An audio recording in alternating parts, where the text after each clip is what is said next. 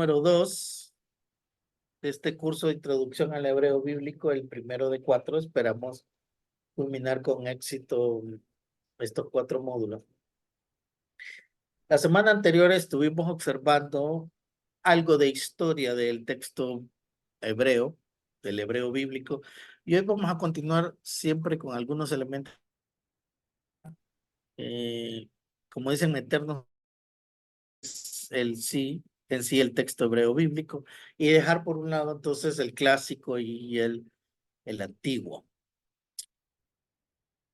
Este texto es el famoso texto de Deuteronomio 6:5, el famoso versículo que dice: Oye Israel, el Señor tu Dios, el Señor uno es. Lo van a aprender a leer en algún momento y más adelante a traducir. Shema Israel. Ok. Entonces estamos en la segunda clase de esta primera unidad de introducción al hebreo bíblico. Y vamos a hablar hoy de, siguiendo con la introducción, que el texto hebreo-arameo es el que disponemos nosotros en las traducciones, en cuál se basa en las traducciones modernas del Antiguo Testamento. Es el famoso texto masorético por el que construyeron los masoretas. La Biblia protestante, a diferencia del texto católico o de la Biblia católica, se basa más en este texto masorético, ya que la Biblia católica romana, aunque sí se basa en textos hebreos antiguos, ellos le dan mucho peso a la traducción, la primera traducción en latín, la famosa Vulgata Latina, que la traducen tanto de textos hebreos como de textos griegos del Antiguo Testamento. Pero bueno, ese sería como tema de historia de la Biblia en otra ocasión. Entonces, el texto masorético es donde que contienen estos 39 libros que nosotros estudiamos en el Antiguo Testamento. La BH, que así le vamos a llamar entonces a la Biblia hebrea, no está escrita en 39 libros, sino en 24 libros. Y esto quería como repasar antes de seguir viendo los diferentes textos hebreos que hay. Por ejemplo, aquí tenemos una plantilla de cómo se divide la Biblia hebrea. La Biblia hebrea, hermanos, no se divide como la Biblia evangélica o católica, que nosotros tenemos por un lado el Pentateuco, libros históricos, libros poéticos, no. Ellos, la Torá, la Tanakh, que es un acrónimo de las 3 partes en que se divide la Biblia hebrea. La Torá, ley, los Neví, profetas, y los Ketubí, escritos. Son las 3 partes donde está contenido todo el Antiguo Testamento. La Torá contiene el Génesis, el Éxodo, el Levítico, el Número, el Deuteronomio, los famosos 5 libros de la ley. Los profetas, el Neví, que es la transliteración, ¿verdad?, del texto hebreo, Neví, que se traduce como profeta, contiene 8 libros, que es Josué, Jueces, Samuel, Reyes, Isaías, Jeremías, Ezequiel y los 12 en un solo volumen. Samuel en la Biblia hebrea está en un solo volumen, al igual que Reyes. Estos 8 libros constituyen la segunda parte de la Tanakh, que son los Neví. Y la tercera parte de la Tanakh es lo Ketubim, que se traduce como escritos, en donde está todo lo que no es ley, ni es profecía, sino más poesía o historia. Salmos, Proverbios, Job, Cantares, Ruth, Lamentaciones, Eclesiastés, Esther, Daniel, Esdras, Nehemías en un solo volumen, Primero y Segundo de Crónicas en un solo volumen. La Biblia hebrea, la BH, contiene entonces 24 libros dividida en 3 porciones. Torah, Neví, Ketubim, que es un acrónimo de la palabra Tanakh. Ustedes se fijan, la primera letra, la inicial letra de cada una de las partes, la T nuestra, la N nuestra, la Q, la K nuestra, se le agregan simplemente 2 vocales A y para leer Tanakh. Por cierto, allá arriba, no sé si observan ustedes, está el término hebreo para Tanakh. Bueno, volvamos entonces a esto de la historia del idioma hebreo. Probablemente entonces este curso para algunos sea un acercamiento al idioma hebreo, para nosotros de repente es repaso. Vamos a ver. El alefato, no quiero llamarle tanto alfabeto, porque el alfabeto es más para lenguas románticas, las famosas lenguas romances, latín, griego y las modernas. Me gusta más y de hecho así se maneja en sí, en manuales de hebreo, alefato. Más adelante vamos a decir por qué. El alefato hebreo entonces es muy antiguo,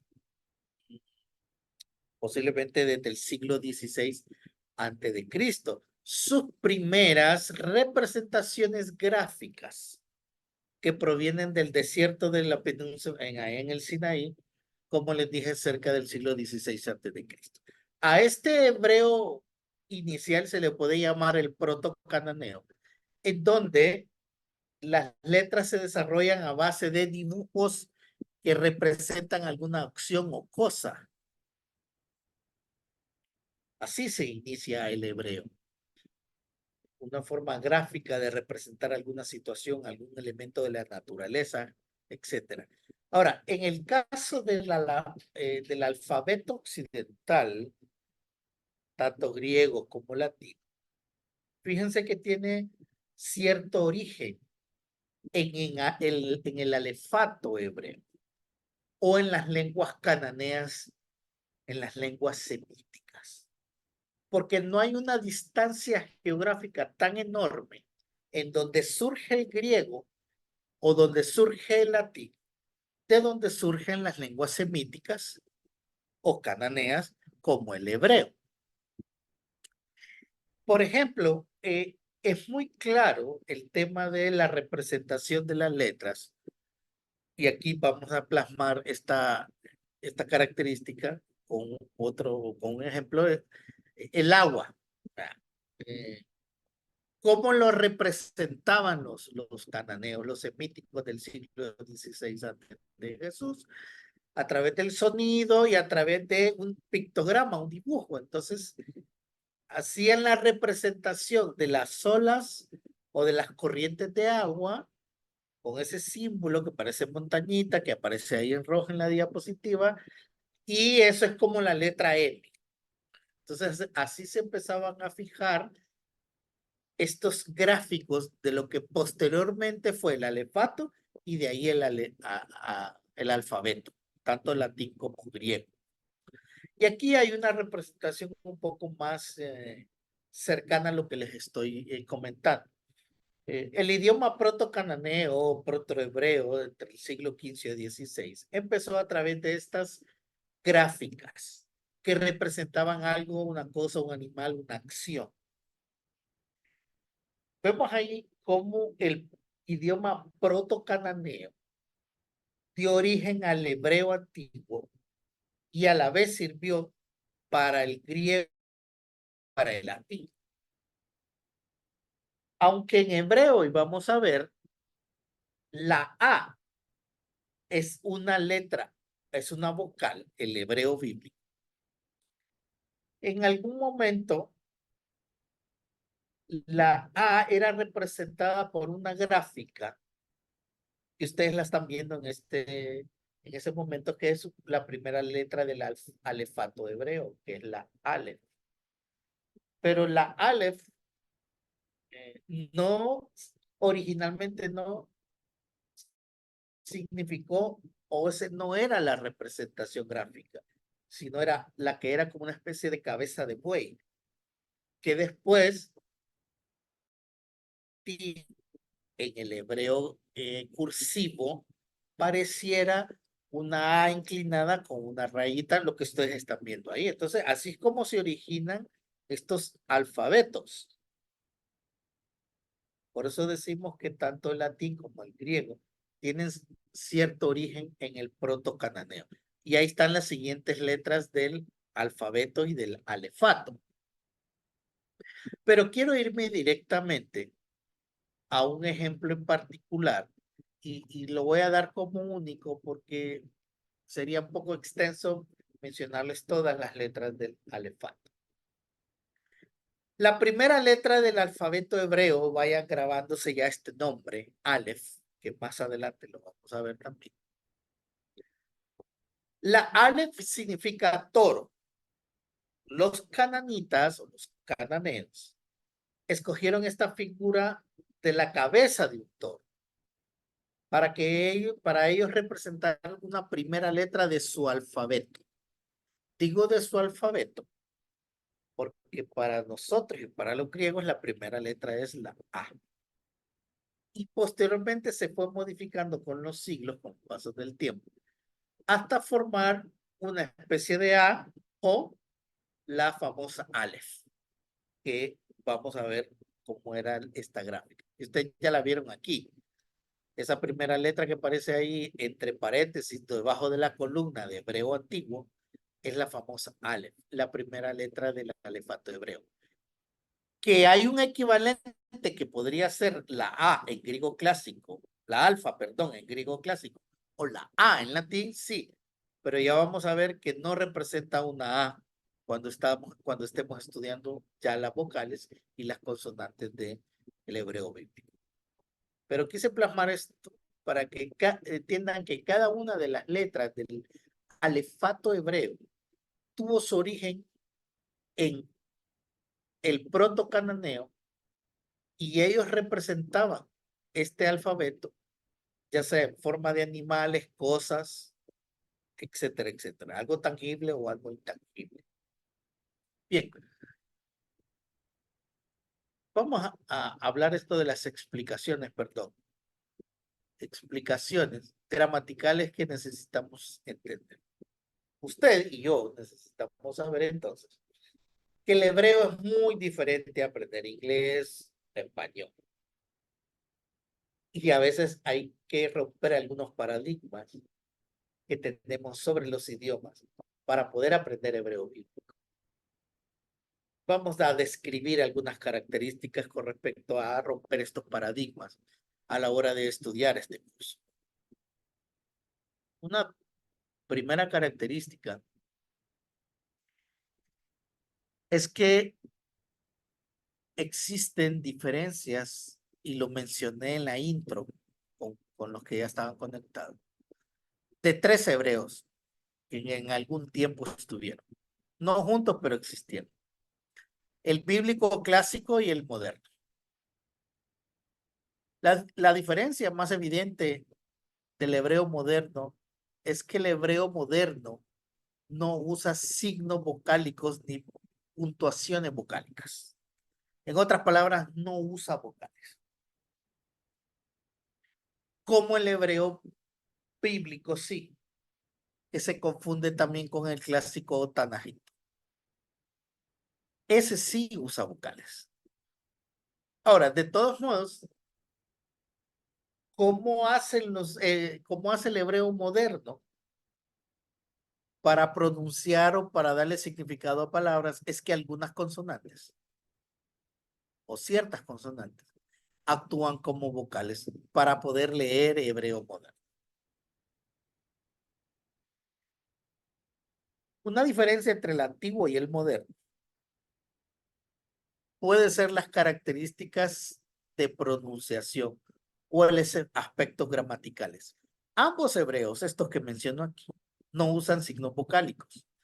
Entonces, la gran diferencia es la distancia de siglos entre uno y el otro.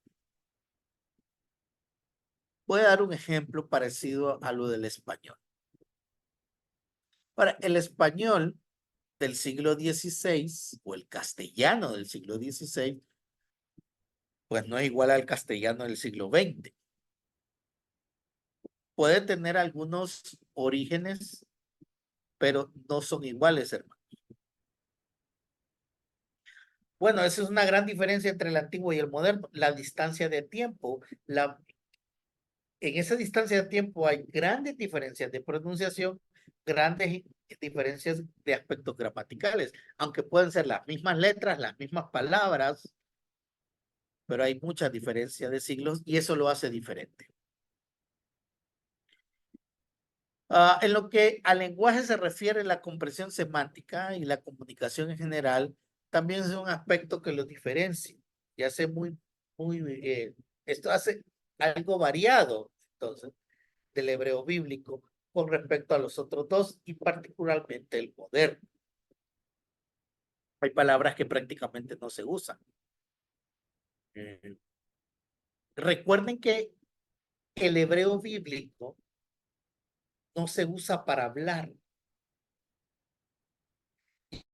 Para el vocabulario, lo más probable es que si voy a Israel, no me van a entender, porque yo hablo o yo aprendí un hebreo bíblico para traducción muy diferente al hebreo bíblico, perdón, al hebreo moderno que hablan hoy. Hay una distancia no solo de siglos, sino de características.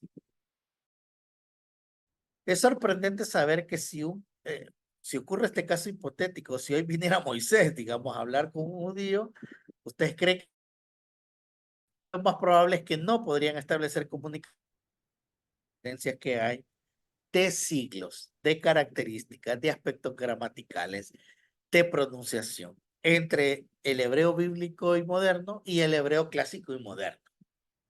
Aunque, bueno, Dios en su grandeza ha preservado el idioma hebreo, ya sea para que usted lo hable en Israel o para que usted lo entienda a la hora de leer el Antiguo Testamento.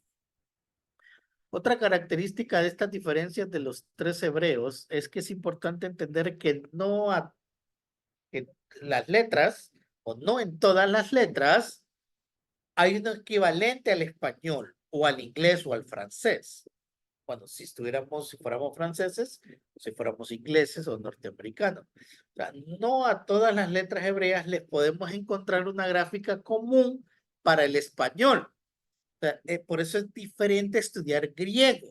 En griego, nosotros podríamos encontrar alguna similitud en la gráfica de las letras, pero no entre el español y el hebreo vivo. Lastimosamente ahí se me movieron algunas letras, pero si ustedes se fijan en lo que le llamo Kof ahí, que para nosotros podría ser una Q, pues la representación gráfica no tiene nada que ver ese símbolo con una Q.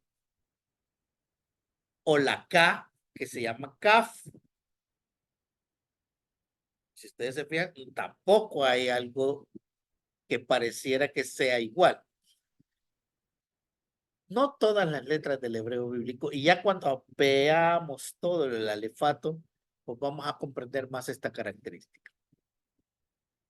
Siguiente característica, bueno, continúo con esta, es que no nos atemorice, que no nos apantalle, que no nos estremezca cuando miremos el alefato, porque aquí la lógica y el truco son las letras. Una vez que usted las memoriza, realmente ya no le va a tener miedo a esto. Quiero adelantarles algo con esta tercera característica. El hebreo no se lee como el español. Usted y yo estamos leyendo esta diapositiva de izquierda a derecha, pero el hebreo no se lee de izquierda a derecha, se lee de derecha a izquierda. Simplemente de acostumbrarse, porque a veces nos puede confundir esa de cómo se lee el hebreo. Bueno, ahí tengo una plantilla. ¿Por dónde empezaría a leer? ¿De derecha a izquierda o de izquierda a derecha? Bueno, de derecha a izquierda. Ahí donde aparece el número 1, ahí sería el primer versículo. Por cierto, ese texto es Génesis 1 del 1 al 5. Entonces, ¿de dónde inicio? De la primera línea a la derecha. Así lo vamos a leer. Bereshit. Miren, Bereshit. Ahí donde está el número 1. Cuarta característica, es necesario diferenciar entre tres términos. Y esto es importante que ya lo empecemos a entender desde ahora. Yo voy a hablarles en el transcurso de los talleres, de los cursos de transliteración pronunciación, traducción, y hay un cuarto que quiero agregar, significado. Repito, diferenciar estos tres términos a la hora de estudiar hebreo. Transliteración, pronunciación, traducción y un cuarto, el significado. ¿Qué es la transliteración? Es la forma en que se escribe una letra hebrea, una gráfica hebrea, a un idioma de Occidente. En este caso, al español, que es el idioma materno nuestro.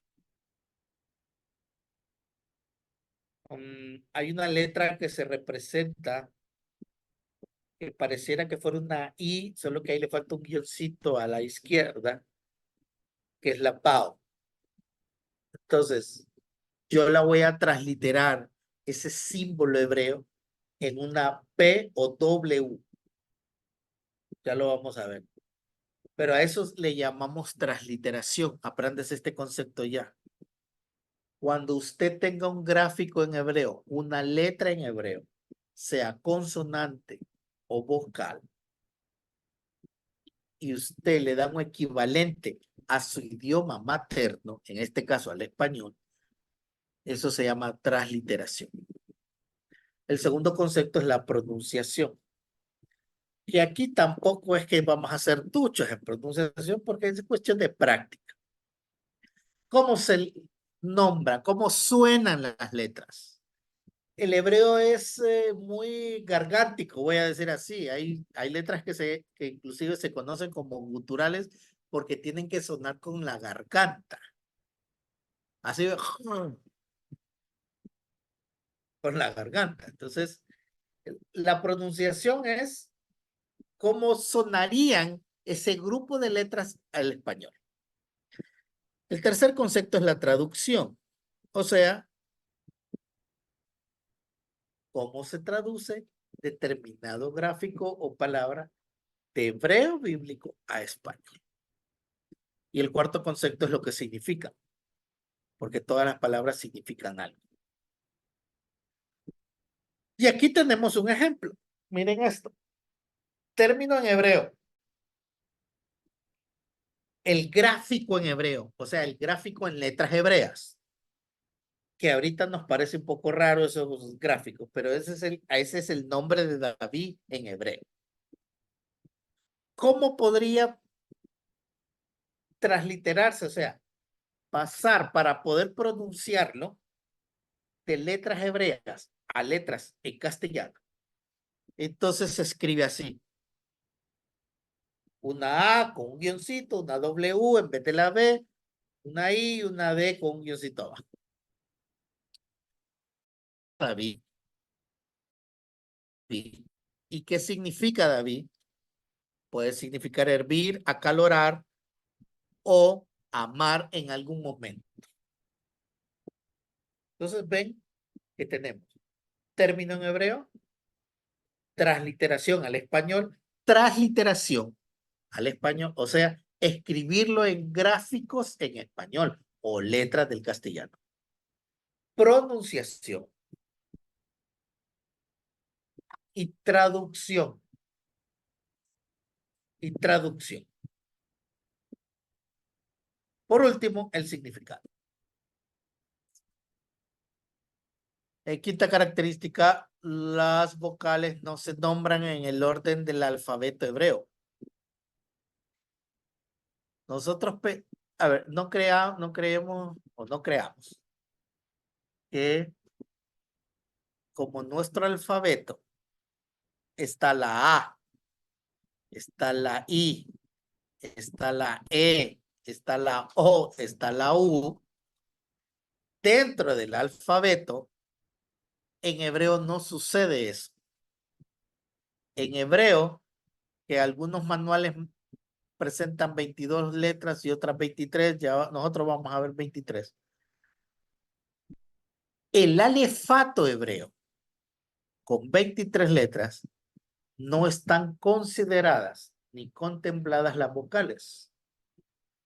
porque primero no existían en el hebreo clásico o antiguo, y después fueron signos inventados por los masoretas para poder darle sentido a las palabras. Entonces, las vocales que son puntos vocálicos van a aparecer en las palabras hebreas abajo de la consonante, encima de la consonante o en la consonante. También en algún momento vamos a estudiar en todo este proceso del hebreo que algunas vocales, algunas consonantes se convierten en vocales. Pero no comamos ansias, hermanos y hermanas. Más adelante en nuestro curso, pues, vamos a aclarar este tipo de situaciones. Las vocales no se nombran en el orden porque no van a aparecer primero en las consonantes y después vamos a estudiar las vocales. El alefato no se menciona, ya dije las vocales, por lo tanto no pretendamos hacer un símil en orden o compararlo con nuestro abecedario en castellano o en griego, hacer un 1 a 1 con el alefato hebreo. No, quiero que se vayan quitando ya esa idea. A, B, C, D, E, A, B, C, D, alfa, beta, omega. No, no nos vamos a aprender así, o sea que hay un equivalente al hebreo. El alefato es un alfabeto, voy a usar ese término para explicarlo mejor, único, y no vamos a buscarle al alfabeto que usted ya maneja, ¿ok? Entonces quiero que se vaya quitando todo eso. La primera letra del alefato hebreo se le conoce como Aleph. Esta letra es muda. No hay un gráfico en español o inglés, en francés, en latín o en griego equivalente. Ya lo vamos a ver. La primera letra es Aleph. La segunda letra es la Tap. Es como una T. En griego es alfa y omega. Famoso versículo aquel, principio y fin. La alfa representa la primera letra, la omega la segunda letra. Lo que pasa es que ese versículo está en el Nuevo Testamento, por lo tanto es griego. Si hubiera estado escrito en el antiguo, lo más probable es que tuviera que haber dicho Aleph y Tap y no alfa y omega. En español, la primera letra es la A y la segunda la Z. Pero no se confundan con algo, mis hermanos y mis hermanas. Aleph no es una A. No es la letra A, no es una vocal. Es la primera letra del alefato y es consonante. Y es una letra muda. Insisto, todas estas reglas las veremos con detención en algún momento del curso. No se preocupen. La gran mayoría de las palabras en hebreo son con una acentuación aguda. El acento sí lo vamos a ver. Es decir, recuerden que se carga a la voz en la última sílaba. Para poner tildes en nuestras transliteraciones, el hebreo, de hebreo al español, lo haremos solo con aquellas palabras que no son agudas. Pondremos tilde para identificar las graves y las demás que se van a transliterar con tilde. Pero insisto, hermanos y hermanas, esto lo vamos a ver periódicamente. Bueno, ya lo había manejado. La Tanakh es un acrónimo para referirse a la Biblia hebrea. La Tanakh. Miren, ahí está más evidente el acrónimo. Torah, que es la primera letra que se translitera al español con una T. Tanakh es la transliteración. Así suena, Tanakh. Se traduce como escrito. La Tanakh es un acrónimo de 3 nombres. Torá, Nevin, Ketuvim. Ley, profetas, escrituras. Tanakh, Biblia hebrea. Bien. Voy a hacer un... Bueno, vamos a ver esto de las consonantes. El alefato hebreo consta de 23 consonantes. Algunos materiales en hebreo presentan 22 porque hay una letra que tiene el mismo símbolo, pero solo cambia un punto encima de la letra, de la consonante, que es la diferencia en su pronunciación. Entonces, por eso vamos a ver que en algunos manuales pasa de 22 a 23 letras. Recuerden, 23 consonantes, no tomamos en cuenta las vocales porque no son parte del alefato. Valga el juego de palabras, ¿verdad? No es como en latín, griego o español, que las vocales son parte del alfabeto. Aquí en hebreo las vocales no son parte del alefato. De hecho, en hebreo, hermanos, no hay mayúsculas, no hay minúsculas, no existe eso. En griego y en castellano sí, pero en hebreo no existe. Por eso a veces se puede escribir el nombre de Dios en minúscula porque en realidad no hay esa diferencia de mayúsculas y minúsculas.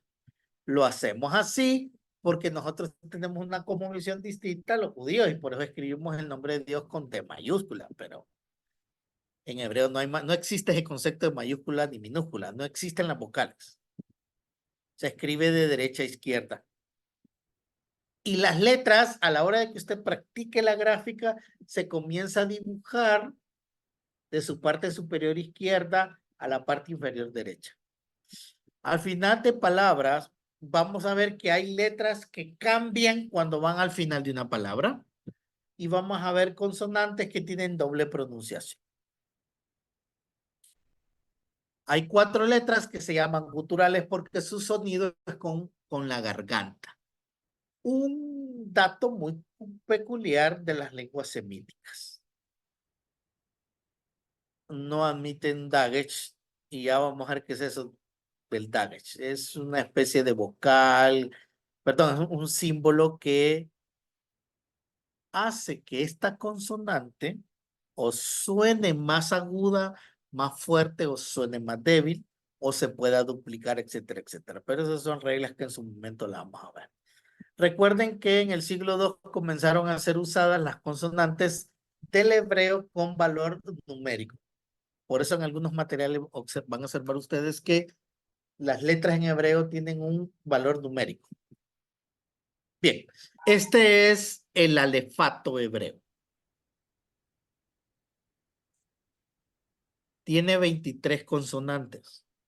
Aquí van a aparecer más porque algunas tienen doble pronunciación cuando un puntito va dentro de ellas, pero la voy a omitir en este relato ahorita. ¿Cómo se lee el hebreo, hermanos y hermanas? ¿De izquierda a derecha o de derecha a izquierda? De derecha a izquierda. De derecha a izquierda. Entonces, eso me lleva a la derecha, a mi mano derecha, la primera letra que aparece ahí es una Aleph, que la letra en imprenta pareciera 3 guioncitos en vertical paralelos. Vayan memorizando el nombre y la gráfica. Primera letra del alefato hebreo se llama Aleph. Pronuncien conmigo Aleph. Aleph. Aleph. Aleph. Aleph. Aleph. Esa es la primera letra. Aleph. Después vamos a ver cómo se pasa el español, pero ahorita omitamos eso. Aleph. La segunda letra se llama Bet. Bet. Pet. Y es como que fuera una C cuadrada al revés. No es la que lleva punto, es la otra que está sin punto. Bet. Entonces ya tenemos dos letras. Aleph, Bet. Aleph, Aleph, Bet. Tercera letra. Bet, Gimel. Gimel. Gimel, Gimel, que parece que tuviera una bota o unos tacones de mujer. Una C con unos tacones de mujer. Gimel, Gimel. Gimel, Dalet, que es una raya en horizontal y otra en vertical. Solo que la Dalet, horizontal es más gruesa. Gimel, Dalet. Dalet, Y la Dalet. última de la primera línea es la G. La G.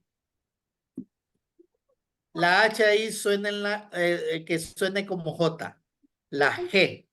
G, la G, Que es otra raya vertical, una horizontal que pega con la vertical y lleva una para, solo que esa no, sino que parece un pie, un zapatito. Ya le doy la palabra a Dilma. Aleph, Bet, Aleph, Bet, Gimel, Dalet, Gimel, G. Repita conmigo. Aleph, Aleph, Bet, Bet, Gimel, Gimel, Dalet, Dalet, G. Y G. G. J-E. J-E. G. G. Ángela, adelante. con respecto a eso de los nombres, eso solo es el nombre de la letra, no es como tal la pronunciación. No, es el nombre de la letra. Ok, entiendo la pregunta. Aleph es el nombre de la letra.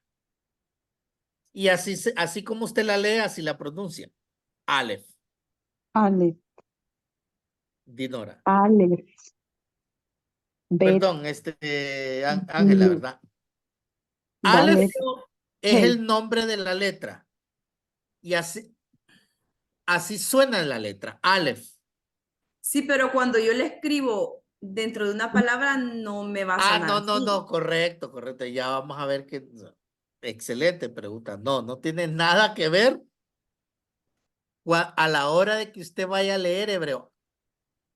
Pero en el caso de la Aleph, ¿por qué? Porque no tiene un símbolo en español. Ahora, si usted observa ahí, y hermanos observan ahí, debajo de la Bet aparece algo que dice suena como. Entonces, escuchen esto, hermanos y hermanas. Si yo quiero representar Bet al español, eso se llama transliterar. Si lleva punto, la voy a escribir con B labial. Si no lleva punto, la voy a escribir con B dental. Y ese es lo que va a sonar a la hora de transliterar una palabra. Cuando dice suena como B, en realidad lo que estamos diciendo, hermanos, es que así se va a transliterar. Que es la pregunta que está haciendo la compañera. Aleph, como es una letra muda, no tiene gráfica en español, se representa con una comilla. Bet suena como B y se translitera como B, digamos, de burro, si lleva un punto, y una B de vaca si no lleva punto. Gimel.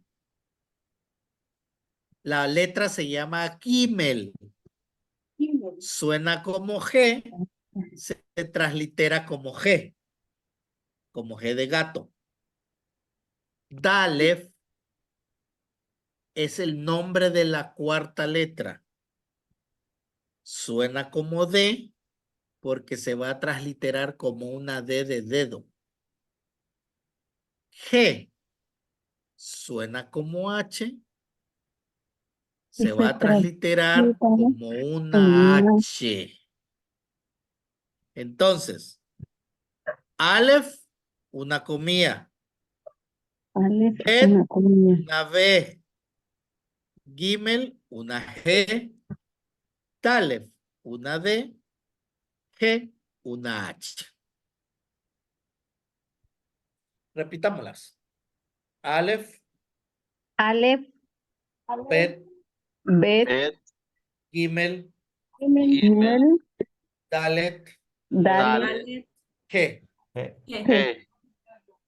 Ahora vamos a la segunda línea. No las vamos a ver todas hoy, pero ya estamos iniciando con el alefato. Segunda línea. Bao, Bao, bao. Bao, Es como un bastoncito. ujú, Sajin. Pareciera una Sajin, pareciera una T. Sajin. Sajin.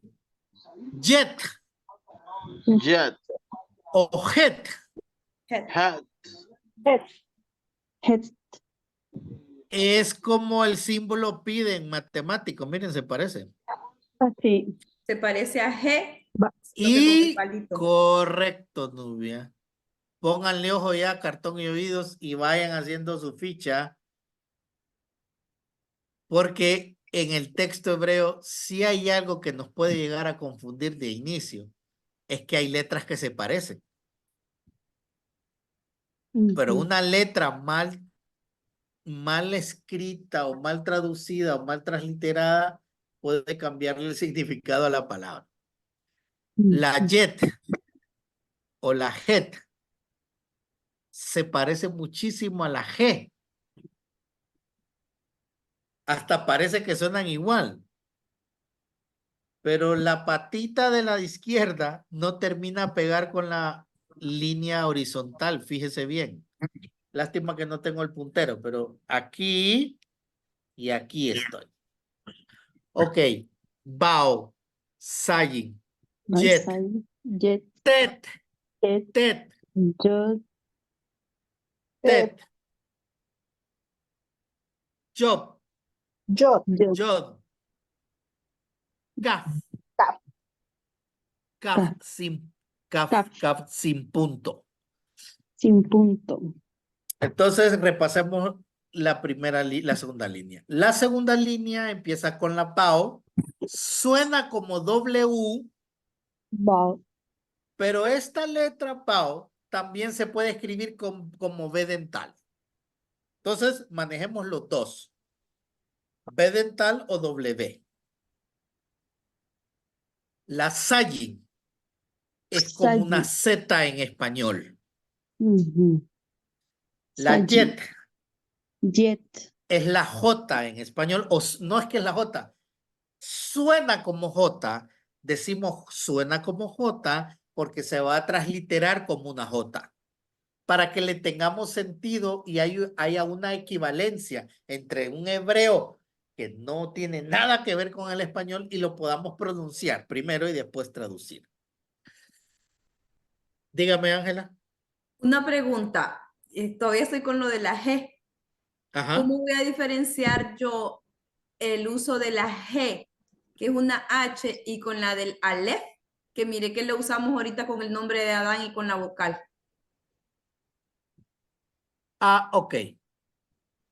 Pero es que Adam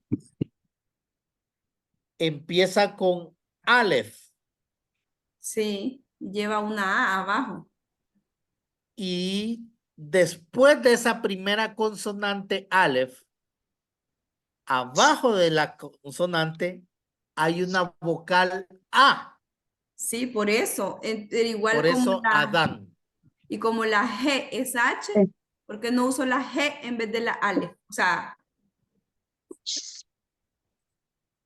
Le quiero entender a su pregunta.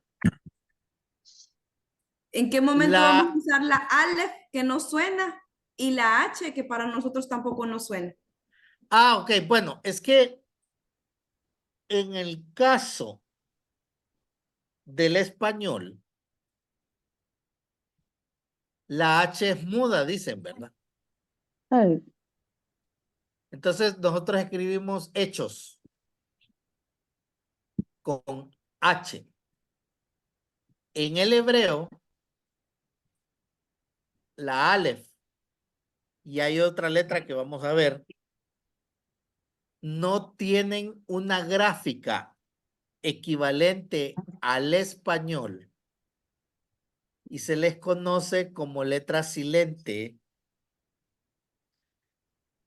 pero la H equivalente en hebreo para nosotros es muda, para ellos no es muda. Claro, hermana, vamos a...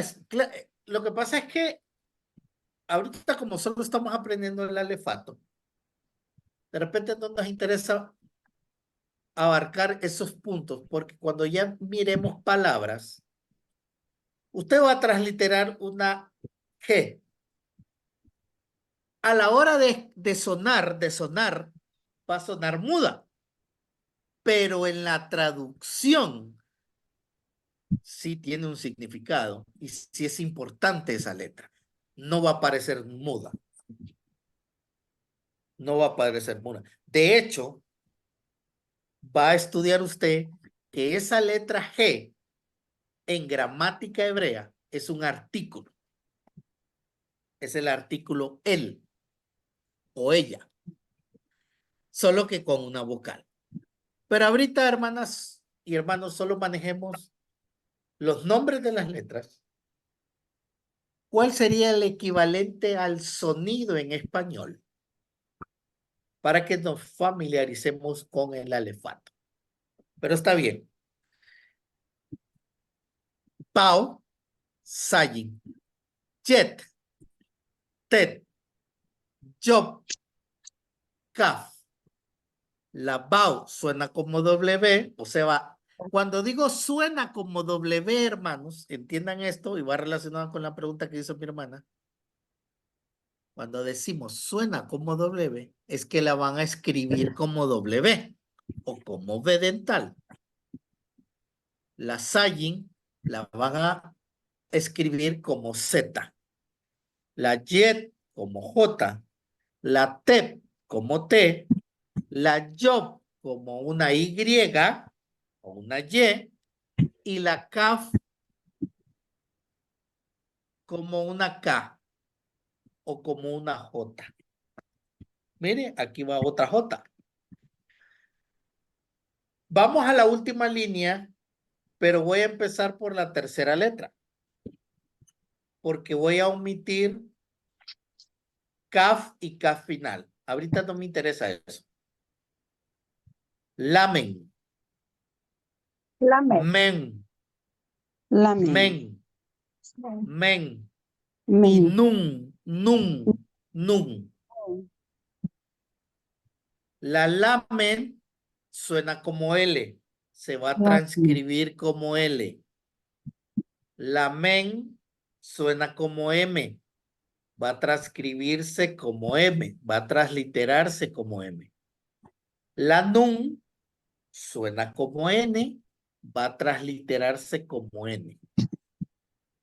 Aleph, Bet, Gimel, Dalet, G, Bau, Sayin, Jet, Tet, Job, Kaf, Lamen, Men, Nun. La Nun podríamos decir que es como una C cortita a la inversa. Miren la gráfica, familiarícense con la gráfica primero, después con el nombre y por último con el sonido, que el sonido venía siendo equivalente a la transliteración al español. Tres cosas. La gráfica en hebreo o la letra en hebreo, el nombre de la letra en hebreo, cómo suena en español, que es equivalente a cómo se escribiría en español, aunque no es español, recuerden. Si no es para poder pronunciarla posteriormente la palabra. Repitamos antes de la siguiente diapositiva.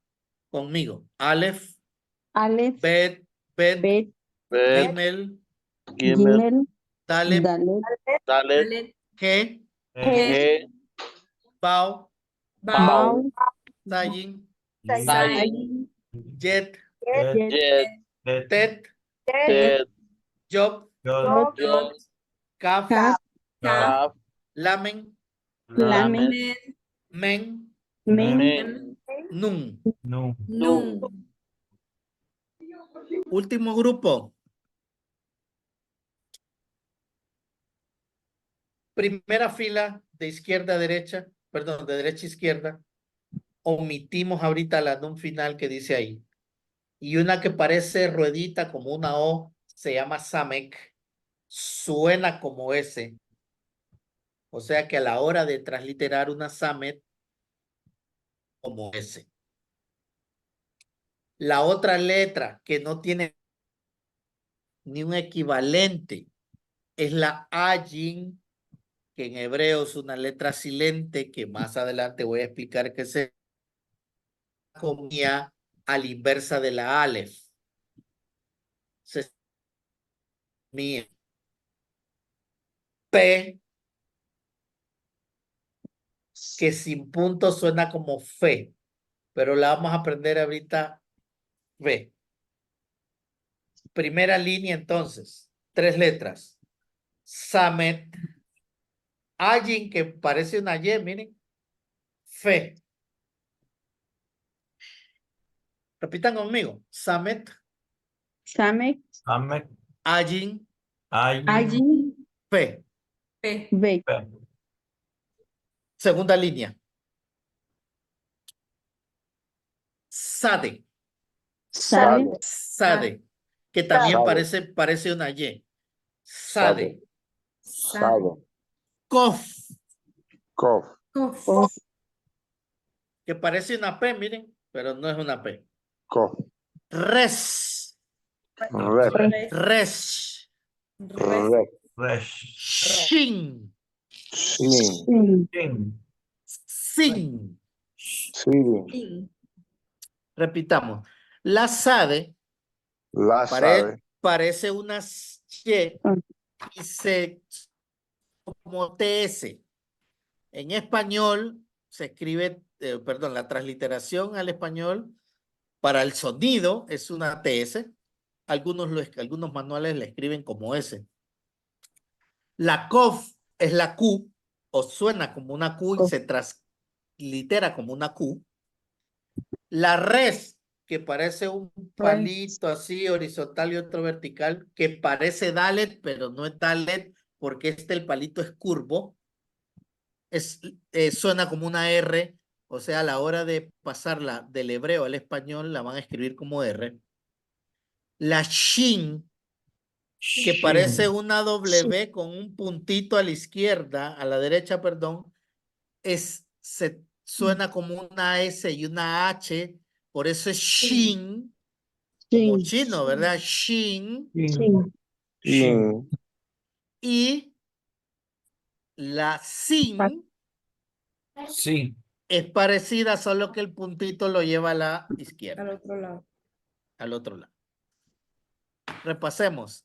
Samen, Same, Samek, Ayin, Samek, Ayin, Ayin, Fe, Fe, P, Fe, Sade, Sade, Sade, Kof, Kof, Kof, Kof, Res, Res, Resh, Shin, Shin, Shin, Sin. Sin, Sin, Y la última letra es la T, Te, la Tau. Tau, Tau, Si alguien por ahí ya copió las letras, entonces ya va a saber. Consonantes. Esta es una Shin. Shin, Esta es una Men. Esta es una Ayin. Ahora, Nubia. La Shin es SH. La Men es una M. La Ayin no hay un gráfico paralelo se convierte en una letra silbante, en una letra muda, por lo tanto el gráfico es una comilla a la inversa. Entonces, quitando las vocales, ahí no podríamos leerlo, solo le puedo pronunciar las letras. S-H-M y una comilla. La primera palabra que aparece ahí, que por cierto, hermano, no estoy hablando de izquierda a derecha, estoy hablando de derecha a izquierda. Quiere decir, perdón, me salí. Es que quería quitar no sé si ven el puntero aquí. Aquí bailando sobre la palabra. Sí, sí, se ve. Ok. ¿Qué letra es esta, hermanos? La primera. Shin. Shin. ¿Cómo Shin. suena en español? SH. SH. La siguiente letra es una men. Men. ¿Cómo suena en español? Como una M. Como Claro, ya con las vocales suena bonito. Shema. Shema. Pero ahorita no coman ansias.